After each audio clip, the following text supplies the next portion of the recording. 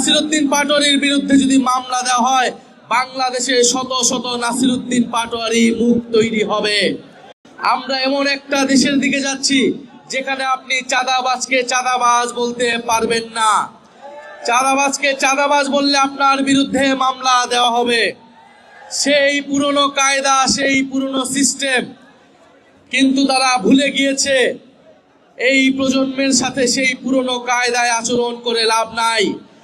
প্রচুর মামলা, হামলা, হুলিয়া এগুলাকে অতিক্রম করেই গণ অভ্যুত্থান হয়েছে।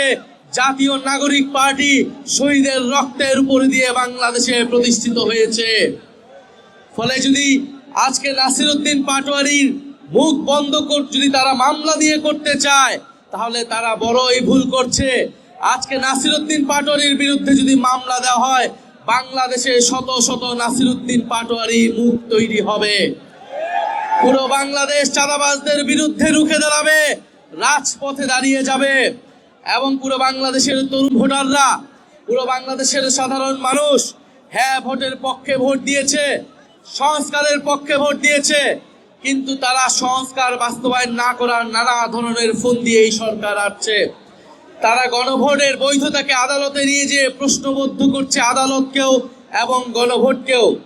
আমরা আর অপেক্ষা করছি, যদি 12 তারিখ অধিবেশনে সংস্কার পরিষদ গঠিত না হয়, যদি সংস্কারের জন্য উদ্যোগ গ্রহণ না করা হয়, আপনারা আমরা যারা হ্যাঁ ভোট দিয়েছি, নিজেদের ভোটাধিকার, নিজেদের অধিকার রক্ষার জন্য আমাদেরকে আবারও রাস্তায় নামতে হবে। সেটার জন্য আপনারা প্রস্তুত থাকবেন ইনশাল্লাহ। আমাদের সাথে ইলেকশনে যে ইঞ্জিনিয়ারিং হয়েছে, ইলেকশনে ফলাফলে যে কারচুপি হয়েছে, তার প্রত্যক্ষ উদাহরণ জনাব নাসিরউদ্দিন পাটোয়ারি, জনাব সার্জিস আলম এবং আমাদের দিনাজপুর আহাদ ভাই, ওনাদের ফলাফলে কারচুপি করে ওনাদেরকে হারিয়ে দেওয়া হয়েছে। এছাড়া 11 জোটের নেতৃবৃন্দদের, বিভিন্ন দলের এমপি প্রার্থীদেরকেও হারিয়ে দেওয়া হয়েছিল।